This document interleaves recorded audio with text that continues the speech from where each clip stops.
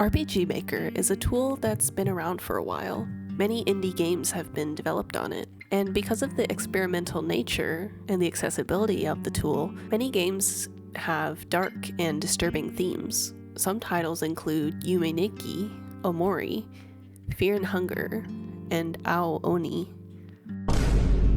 Recently, I stumbled across an obscure game made in RPG Maker that is completely free to play, called Broken Computer's Dream. Broken Computer's Dream is a Yume Nikki inspired indie horror game about an avatar left inside an abandoned computer, who is left to piece together and collect fragments of memories left behind by its owner.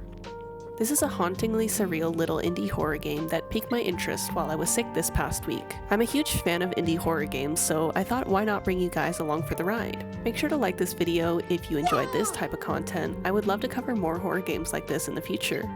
And make sure to subscribe to the channel for more content like this.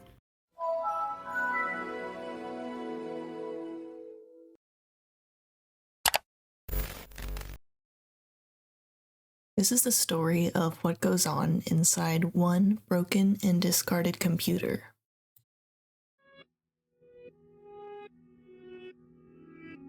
You wake up face down on the floor, with this weird-looking flying creature with one eyeball speaking to you.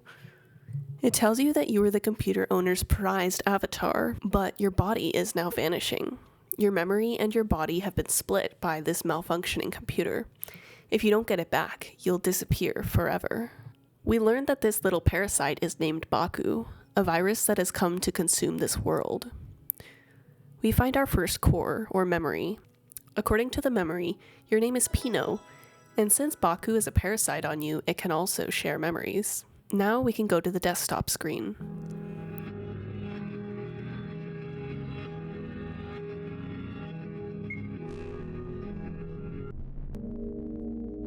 On the desktop, there are 5 different icons: the Wandering Cave, the Ocean of Programs, the Cloning Labyrinth, the Flower Garden, and lastly, the Photo Album. The desktop is the central hub where you can travel to these different worlds. Let's first dive into the Ocean of Programs. As Baku says, it's the kind of world where programs drift around like water. If there's a hint of Pino's fragment here, maybe these viruses that have been invading us will know something about it. After swimming around this seemingly endless ocean of programs for a while, we come across a large mass in the ocean. It's an amoeba, and it's very hungry. It wants you to bring back 4 viruses for it to eat. After collecting the viruses and bringing back the food for the amoeba, it rewards us by teleporting us deeper into the program.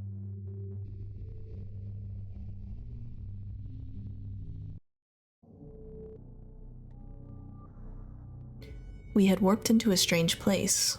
We've gone deeper into the program, more out of control. In the maze, we find an electrical plug that we can collect and use to attack with our electric shock. Finally, our first weapon. I feel much safer now. After some more exploration, we come across a stairway that goes even deeper into the program. We enter a sterile white room with a bunch of clones of ourselves. There's an outlet in the center for us to activate.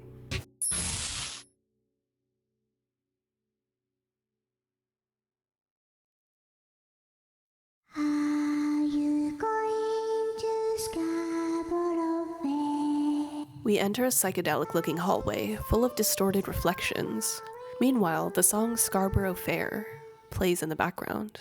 As a side note, hearing this song unlocked a hidden memory from my childhood, from when I was about 7 years old and learning how to play piano. And this is actually one of the only songs that I actually enjoyed playing and vividly remembered from my childhood. So it was a bit weird hearing this song in a game like this, almost like it was personally nostalgic. The song's actual meaning is about unrequited love, impossible demands, and the hope of reconciliation. Do you have any memories hearing this song before? I would be very interested to know in the comments. Anyways, let's get back to the game. Here we meet Momori for the first time, who is the incarnation of this computer, the one hiding our memories from us.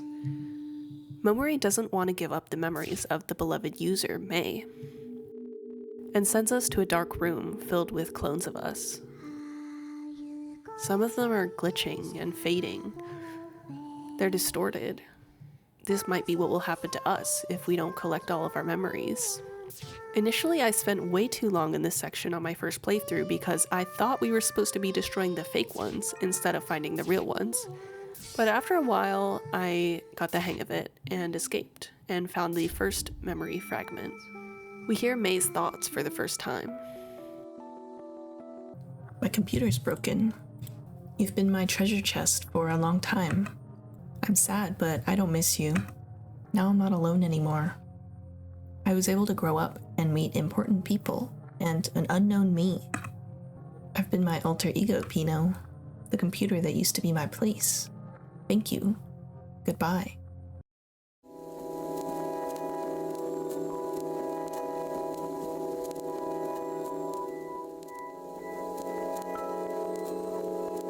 Where do avatars go when they have served their purpose?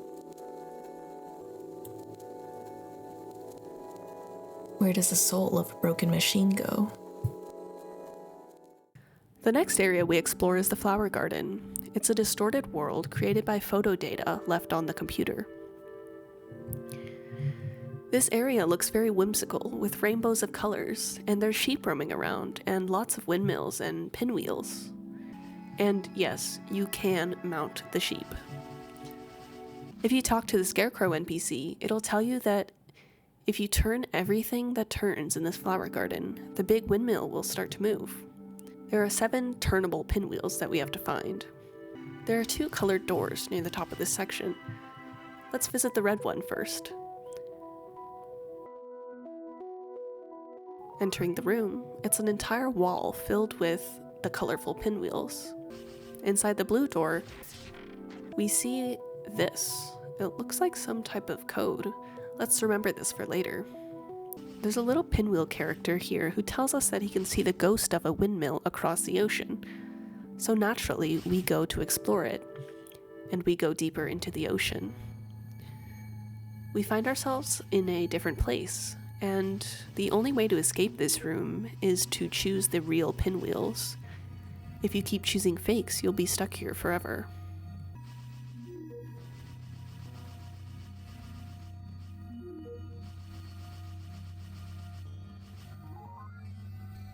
After choosing the correct pinwheels, we go back to the flower garden, and we come across a giant pinwheel surrounded by 6 smaller ones, and some colorful rocks formed in a circle.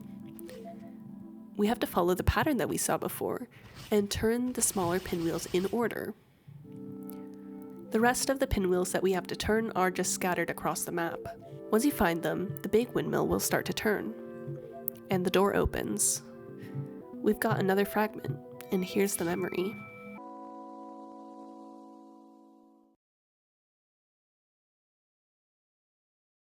I got it for my 13th birthday. My first computer. I made an avatar right away. On this computer, I am Pino. I'm all alone. But I want Pino to make many friends. A passageway is revealed, and if you follow the ladder all the way down and go to the left, you'll reach the Wandering Cave.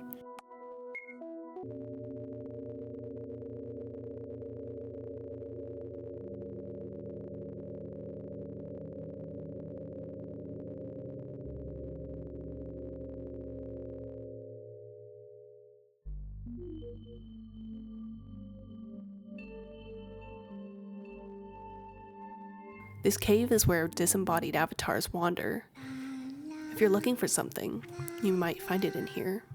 But if you make a mistake and go outside the fiction, that's the end. You'll disappear without a trace.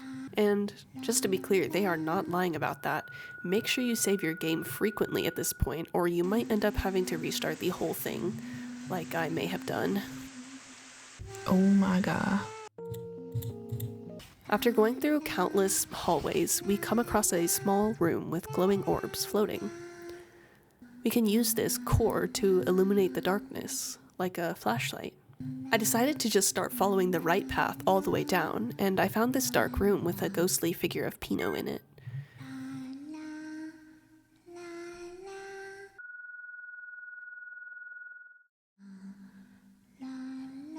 The The fragments show us the way to this room where a password is required.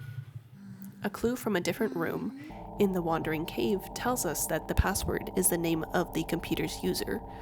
So the password is May.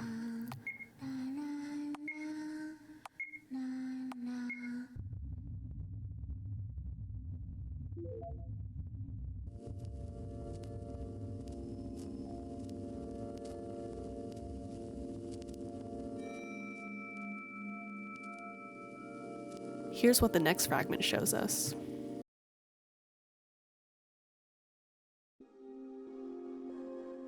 I found someone I like. The picture of the flower garden we went out together is now the desktop of my computer. I saw the outside world with someone close to me. As a recluse, those memories were for me. Of all the memories I left on my computer, the most vivid and dazzling. The final fragment is a little bit harder to find. We have to go back through the ocean of programs, through the labyrinth, and we have to find the object, and inside of that object is the final fragment.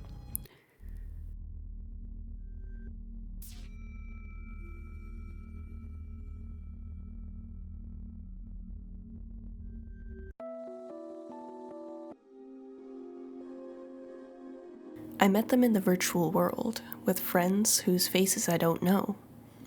When I became Pinot, I met the unknown me.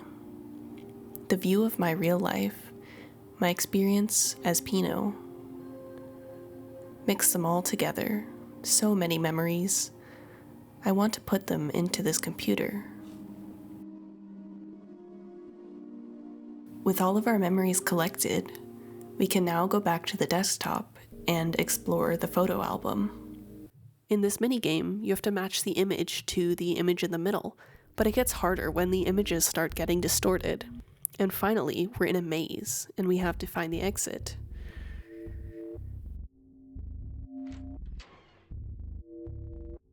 We step onto an elevator and start ascending through the chaos of May's memories mixed with the distorted and decaying computer world. We see the avatar Pinot, a hazy photo of what looks like a girl, May, and finally a glimpse of all the memories we've collected so far. At this point in the game, we can see that Momori deeply cared for May, the owner of the computer, who used Pinot as her avatar. But now that May has grown up and abandoned Momori, Momori wants to continue dreaming, using all the data May left as its bed, and even using you, Pinot.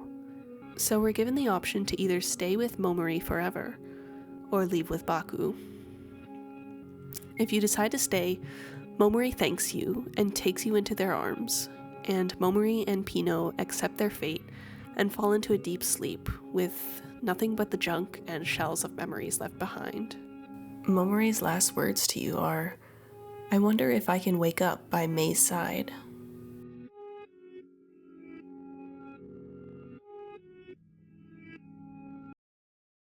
If you decide to leave, Baku reveals that this whole time, it's been turning you into a virus. And Baku takes you into the outside world. It describes it as a more absurd and interesting world.